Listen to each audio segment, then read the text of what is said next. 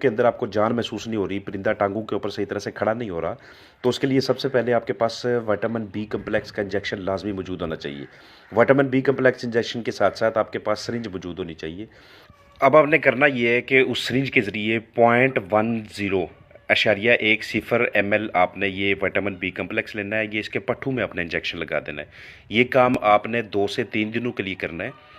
तब तक के लिए आप चौथे दिन पे भी जा सकते हैं, जब तक कि आपका बर्ड टांगों के ऊपर खड़ा ना होना शुरू हो जाए। ठीक है, ये जो टांगों से जान निकलना शुरू हो जाती है, ये बीमारियों की वजह से भी हो जाती है, वायरस बैक्टीरिया की वजह से भी हो जाती है, किसी चोट की वजह से हो सकती है, स्लिप होने की वजह से हो सकती है, या फिर ये जेनेटिकली भी हो सकती है, यानी कि वालिदैन से औलाद में आगे ट्रांसफ़र होने वाली।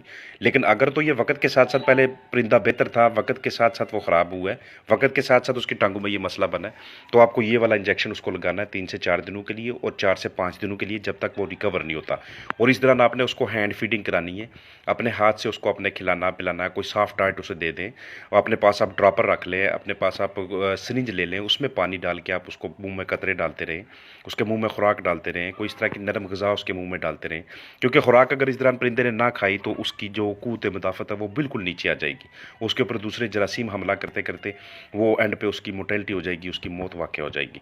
तो इस दौरान आपने उसको धूप भी लगवानी है, इस तरह उसको आपने विटामिन डी भी देना है, इस तरह आप मल्टी विटामिन और इलेक्ट्रोलाइट्स भी अपने बर्ड को आप देने हैं लाजमी तौर पे।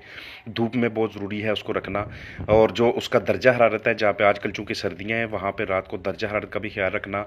नीचे की जानब जो बिछाली होती है, जो बरादा होता है, वो भी अगर आरामदेह ना हो, कंफर्टेबल ना हो, पुरसकून ना हो, तो तब भी उसको ये रिकवरी इतनी आसान नहीं होगी, इतनी जल्दी से वो बेहतर नहीं होगा। दूसरे नंबर पे आपके पास जेंटामाइसिन इंजेक्शन होना चाहिए। सुबह के टाइम तो आप अपने बर्ड को विटामिन बी कम्प्लेक्स का टीका लगाते हैं पट्ठू के अंदर।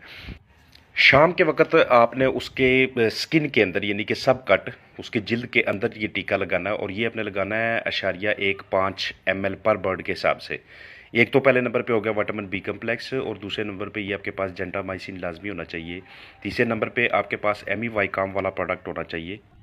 एमीवाइकाम भी आप 0.10 यानी 0.10 के हिसाब से इसके पट्ठू में लगाएंगे आप। लेकिन ये अपने ध्यान रखना है कि सुबह के टाइम आपने जो विटामिन बी कम्प्लेक्स लगाया था, अगर वो बाएं तरफ लगाया था, तो अब ये जो एमीवाइकाम का आप इंजेक्शन लगा रहे हैं, ये आप दाएं तरफ लगाएंगे। अगर पहले वाला दाएं तरफ लगाया था तो ये बाएं तरफ लगाएंगे, क्योंकि आपने नीडल प्रिक करनी है, आपने सुई अंदर डालनी है, तो उसके पट्ठू में वो उसको पैन हो सकता है। इसलिए एक ही दिन में 2 मरतबा अगर बर्ड को इंजेक्शन लगाना हो तो एक जगह का इंतखाब नहीं करते, मुख्तलिफ जगहों का इंतखाब करते। तो ये तो 3 इंजेक्शन हो गए। पहले नंबर पे विटामिन बी कम्प्लेक्स, दूसरे नंबर पे जेंटामाइसिन का, और तीसरे नंबर पे एमीवाइकाम का। अगर आपके पास इस तरह का मुर्गा है कि जिसकी टांगों की रंगत फीकी पड़ती जा रही है, या उसकी कलगी के ऊपर निशान या दाने बनते जा रहे हैं, तो ये बाज़ का तो निशान या दाने इस चीज़ की भी लामत होती हैं कि आपके बर्ड को चीचक है, उसको फॉल पॉक्स का मसला है। लेकिन बाज़ का इस वजह से भी बनते हैं कि जिस्म के अंदर टॉक्सिन होता है, और उसकी टांगों की रंगत अगर मुर्गे की फीकी पड़ना शुरू हो जाए, तो उस वक्त ये मुर्गा मुर्गी के साथ सही तरह से क्रॉसिंग नहीं करता, और उस क्रॉसिंग को बेहतर करने के लिए आपको इसे विटामिन ई देना होता है, और उसके साथ सेलेनियम देना होता है। ये आप इंजेक्शन फार्म में मुर्गे को देते हैं। अगर आपका मुर्गा 2 किलो से ऊपर वज़न का है, तो उसको आप ये जो इंजेक्शन फार्म में विटामिन ई सेलेनियम दे रहे हैं, की हालत में दे रहे हैं, ये आपने 0.20 के हिसाब से, 0.20 के हिसाब से ये उस मुर्गे के पट्ठू में आपने लगाना है। और ये आपने एक दिन छोड़ के दूसरे दिन पे आपने इस तरह का इंजेक्शन लगाना है, क्योंकि इस इंजेक्शन से क्या होगा कि उसके अंदर जो उसका टेस्टोस्टेरोन लेवल है, वो उसका बेहतरीन होना शुरू हो जाएगा। जो टांगों की फीकी रंगत है, जो ये मुर्गी के साथ सही क्रॉसिंग नहीं करता, तो ये वाला मामला इसका ठीक होना शुरू हो जाएगा। ये साइडों पे आप लाइनें देख रहे हैं, ये 2 सुर्ख लाइनें हैं, ये इसका टेस्टोस्टेरोन लेवल होता है। इससे इसका फैसला होता है कि ये जब मुर्गी के साथ क्रॉसिंग करेगा तो कितनी ज़्यादा तादाद में अंडे फर्टाइल होंगे, उससे कितने ज़्यादा अच्छे चिक्स निकलेंगे। ये मुर्गे की बिल्कुल जहाँ पे दुम होती है, वहाँ पे एक प्रोजेक्शन होती है, ये वहाँ पे एक निशान होता है, ये बिल्कुल सलामत होना चाहिए। अगर ये बिल्कुल छोटा हो गया या पीली रंगत का है, तो इसका मतलब है कि तब भी मुर्गा सही तरह से क्रॉसिंग नहीं कर सकता। इसकी आप जो आगे की जानब जो चूंच होती है, चूंच की आपने कटाई लाजमी करवानी है, क्योंकि और ये कटाई आप नेल कटर से कर सकते हैं। जितनी इसकी ज़्यादा नोकीली चूंच होती जाएगी, उतना ये साथ वाली मुर्गियों को मारता जाएगा, उतना ही उन्हें ज़ख्मी करता जाएगा। क्रॉसिंग या मेटिंग करने के बजाय ये क्या करेगा कि ये उनको ज़ख्मी कर करके उनका खून बहा बहा के एंड पे उन पर भी अमवात होना शुरू हो जाती हैं। तो इसकी भी ये टांगों की रंगत के साथ जो होता है, जो 2 लाइनें होती हैं, ये सुर्ख लाइनें, ये आपने लाजमी चेक करनी है। ये सुर्ख लाइनें जो हैं, ये इस बात की अलामत होती हैं, इस बात की निशानी होती हैं कि आपका मुर्गा भी बहुत बेहतरीन हालत में है। हैं। और इसके ऊपर जो कलगी होती है वहाँ पे भी आप बोरिक एसिड लगा के या पोटेशियम परमैंगनेट का सोल्यूशन बना के लगा के या कास्टिक सोडा का पेस्ट बना के वहाँ पे आप लगा सकते हैं। अगर इसके दाने बने टॉक्सिन की वजह से, अगर तो चीचक की वजह से बने, तो उसके लिए आप बेकिंग सोडा का पानी के साथ पेस्ट बना के वो उसकी कलगी के ऊपर लगाते हैं, जहाँ जहाँ पे दाने बने होते हैं वो लगाते हैं इसके ऊपर। अगर वो चीचक वाकई चीचक ही है तो उसके लिए आप उसे बुखार का सिरप लाजमी देते हैं, क्योंकि चीचक में बर्ड का जो जिस्मानी दर्जा हरारत होता है वो बढ़ जाता है।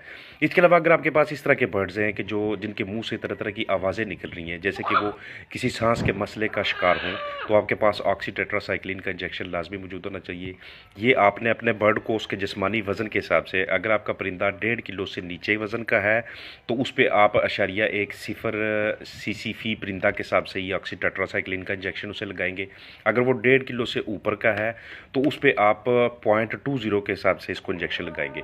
इसके लिए भी आप पट्ठू का इंतखाब करेंगे और ये भी आपने 2 से 3 दिनों के लिए इसको लगाना है, ऑक्सीटेट्रासाइक्लिन का जो इंजेक्शन है।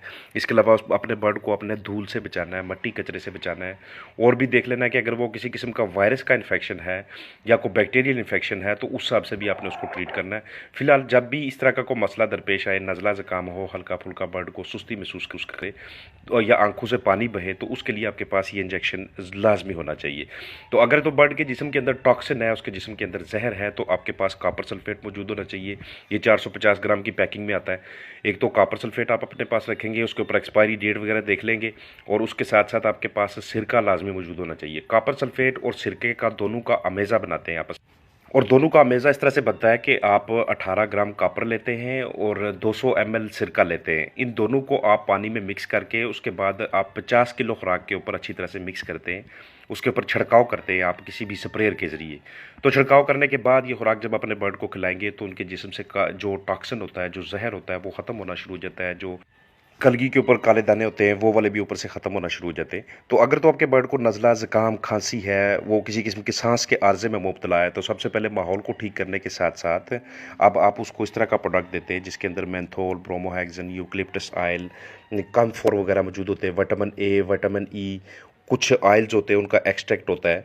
तो ये वाली चीज़ें आप उनको देते हैं पानी के अंदर मिक्स करके, इनके ऊपर जो डोज उसके ऊपर लिखी होती है।